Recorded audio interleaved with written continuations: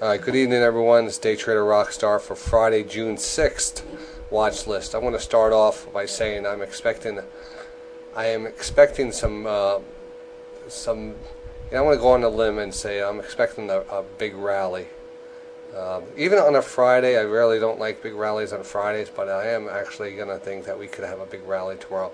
All is going to depend on the employment numbers and the numbers that come out at 8:30. This market's set up for a big move. I'm looking at a lot of stocks that are just are nice spaced out. Stochastics are oversold. Everything, some big heavy weighted stocks on the Dow and the Nasdaq are setting up for big moves. So all these combined forces look like, if we have a good number tomorrow, they could really push this market up. So I'm kind of looking forward to that. It really depends on the this news. So, we're going to have to see what happens at 8:30. If we have good news, I think we're going to get a major rally. If we have bad news, I still think we're going to get that rally. Honestly, I do. But we'll see how bad the news is and what comes out of it.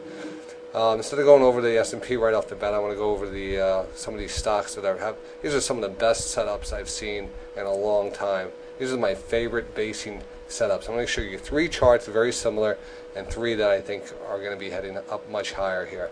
First one I'm looking at is Starbucks. Even though I took profits the other day on Starbucks, and then I talked about yesterday getting back in it, and I just didn't do it. I just didn't concentrate on Starbucks today, but you can see the nice move. And then what you want to see is you want to see this downward trend line. You want to see the stock usually approach it 3 times. 1, 2. I'm not even going to count this other one 3 times here. 1, 2, and then 3 times here. And then you have the breakout, and you could buy the breakout. I like usually buy here when it's hit. When this pattern's starting to form. I used to buy it up against the trend line here. Well, actually, this was giving you a good sign here because right now the 20-period moving average is starting to turn up. 50 was starting to flatten out. You could tell something was about to happen, and we broke through that trend line, and then we pulled back.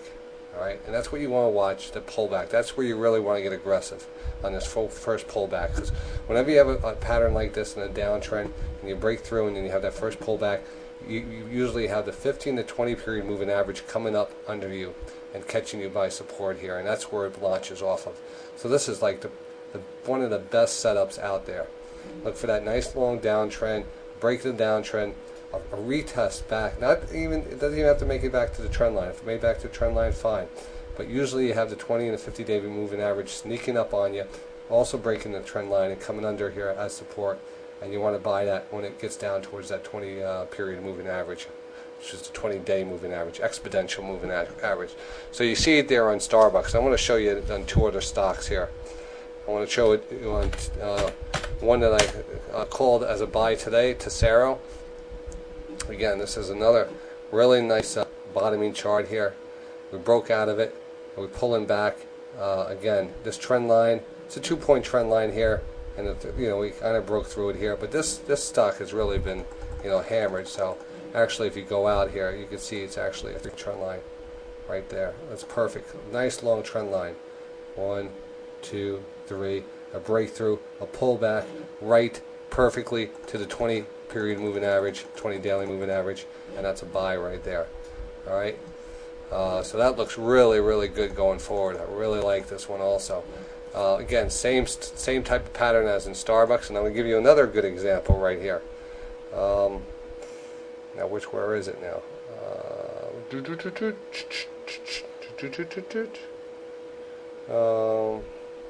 I had another example here. And I just don't. Maybe it was the Nvidia, Nvidia. Did I talk about that? No, I talked. Oh, the Nvidia. All right, so the Nvidia is another one. This one actually has a nice inverted head and shoulders, downward slanting head and shoulders here, kind of. Not really the best pattern here, but you can see it's nice rounded bottom. It's starting to hold the moving average. It's the 20-50-day moving average, very important. We had a pivot area right here. This pivot means you have it's an area where you have a kind of a blow off, a short-term top there with a long shadow on top. I call that a pivot point. It's a shadow point there. That's a pivot point, and then the market pulled back right to the 20-day moving average, and then came back up, ran into the 200-day moving average, pulled back again to the 20, and then popped right back up to the pivot. Now that pivot's always an area of resistance, so I was using it as an area of resistance today. But once we get through this area, this is going to be a very strong buy. I actually added to my Nvidia today, but if you get through a high of 25.31, this one's going higher. And it was funny because Goldman Sachs came out today. After I came out yesterday, I put this one on my watch list. Goldman Sachs came out this morning, reiterated what the DayTraderRockStar said exactly word for word. I said this one's going to $30. They said that one's going to. They said it's also going to $30. I don't understand. You know, I don't understand. I don't understand at all. They come out saying Under Armour's gonna have a huge move today. You know, I said nice setup on Under Armour. It did have a huge move, and then for whatever reason it sold off. But for whatever reason, when I bought here, it really started taking off. You know, I was very surprised to see it really starting to rise up here, and it wasn't even on a lot of volume. I mean, is there such thing as a DayTraderRockStar effect already? I don't think so. But it almost looked like it, because once it got up to this level, it sold off. Ended up selling back down to the my entry area, and I just didn't like it. So I got out of it. I said, well, this is too weird right now. I'll have plenty of time to get back into it, and usually you do. So I got out of the Under Armour thing. But we did have that nice move. You were able to take. You had almost 2 points on the trade, which is a decent.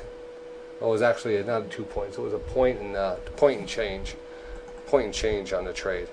So that looks good. Another one going forward tomorrow I love is Microsoft. Microsoft on the daily chart looks great. A nice double bottom here at $27. We have a nice move up here today.